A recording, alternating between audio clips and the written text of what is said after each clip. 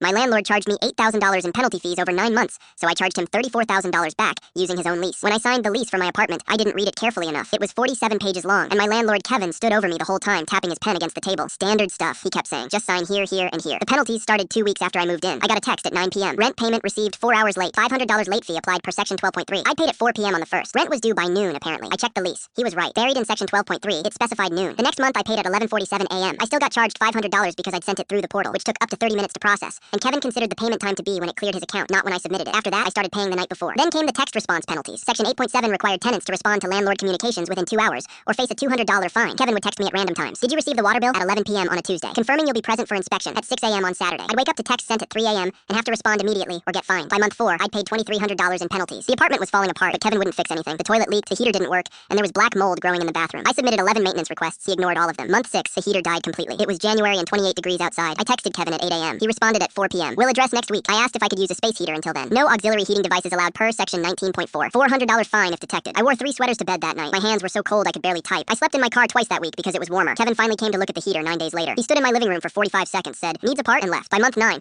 I'd paid $8,000 total in penalty fees. I was about to break the lease and forfeit my $3,000 deposit when Kevin finally came back to fix the heater. He showed up at 11 a.m. on a Thursday with a repair guy. They were there for 2 hours, making noise and tracking mud across my carpet. That night, I couldn't sleep. Something was bothering me. I pulled out my copy of the lease and read through the whole thing, all 47 pages. That's when I saw it. Section 23.2. Landlord must provide 24-hour written notice before entering property. Failure to provide notice. $500 penalty per occurrence. Kevin had entered my apartment 14 times in 9 months without any notice. I went through my texts. Not once had he given me 24 hours warning. $7,000 right there. Section 15.8. Landlord must respond to maintenance requests within 48 hours. Failure to respond. $300 penalty per day until resolved. I pulled up all my maintenance requests. The toilet leak took him 23 days to respond to. The mold took 31 days. The heater took 47 days. I started calculating. Section 9.6. Landlord must maintain property temperature between 65 to 78 degrees. Failure to maintain $200 penalty per day. The heater had been broken for 16 days in January. Section 18.3. Landlord must provide working appliances as listed in property description. Failure to maintain $400 per appliance per week. The dishwasher hadn't worked since October. 3 months. I spent 4 hours going through everything. Every violation, every late response, every ignored request. The lease didn't specify that penalties only went one way. It just said penalties for violations of this agreement. I documented everything with timestamps from my texts, photos of the broken heater with dates, temperature records from my Nest thermostat. Then I sent Kevin an email at 9:13 p.m. with an itemized bill. 47 days of maintenance delays at $300 per day. 14 on $100, 14 unauthorized entries at $500 each. $7,000, 16 days without heat at $200 per day. $200, 12 weeks of broken dishwasher at $400 per week. $4,800, $9 other lease violations. $4,900 total. $34,000 I ended the email with. For section 29.1, payment is due within 30 days of invoice. Late payment penalties apply at $500 per day. Kevin called me 6 minutes later. I didn't answer. That's a $200 fine for him because section 8.7 says parties must respond to communications within 2 hours, not just tenants. His lawyer contacted me the next morning. We settled for $28,000, which covered my penalties plus 6 months rent. I moved out the day the check cleared. Kevin tried to keep my deposit for improper notice. I reminded him that section 12.8 allows either party to terminate with 30 days notice if the other party has outstanding penalties exceeding $5,000. He's still charging the new tenant $500 for late rent, but now the lease is only 3 pages long.